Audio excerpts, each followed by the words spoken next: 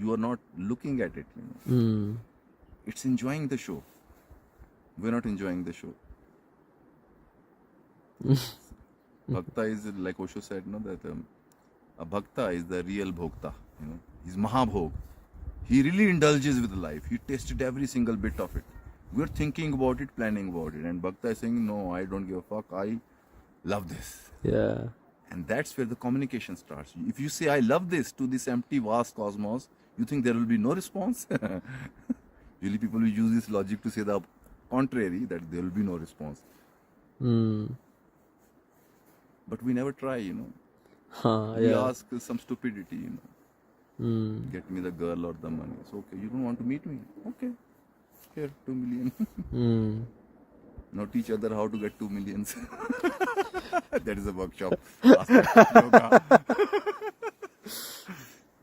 You know, 95% seekers will disappear at this course. Okay, I don't know. I will figure out. Yeah. I have to do certain things. But when it becomes an immediate possibility, nobody will take it. Also, I have problem. I really want liberation. When you say, okay, tell me what's the problem. Let's liberate you. We may not want to get liberated. Most because, probably not. Like you were saying, you have to make the jump, no? And complaint is that you have something unlived and you are bitching about. So you really don't want liberation. Most people going into spirituality is a complaint. It's a complaint. Yeah. It's a complaint. I don't like. I thought it would be better than this. Yeah. That's very true. That's most people. Till you don't stop complaining, it won't show you her face, you know. This is the Shakti Devi is about. You have to say, I am willing to see. Now, let's look. It's a dare, man, to inviting life to interact with you directly. Be ready to go crazy, because socially you will be called crazy, because you could start talking on the way, on the road. People think you're imagining, but you're not. It's the true most conversation you're having with life. Because whatever you say, think, every particle of life vibrates. We are that impactful, and we don't know that. We are vibrating so many worlds, it ends up being chaos. But yoga or tantra is saying to you, bring it to few and focus there. Yeah.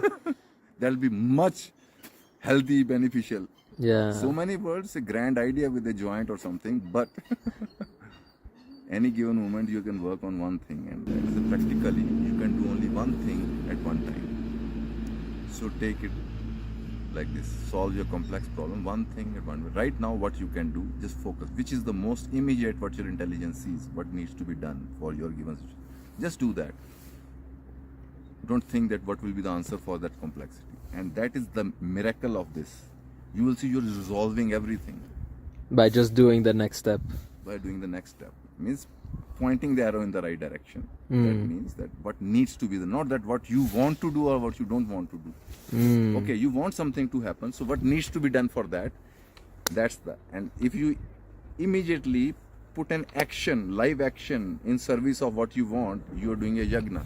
And if you make it a everyday pattern, and you are really generating a force for that thing to happen. So what does yagna mean? Yagna means when you put fire and do rituals around it and throw things. Fire represents the present fire which is on. And you are introducing new desires with grains and things. You are saying a mantra and intention and throw it into the fire. So the mind of the seed is carrying your intention, because seed doesn't die. There's a recording inside it.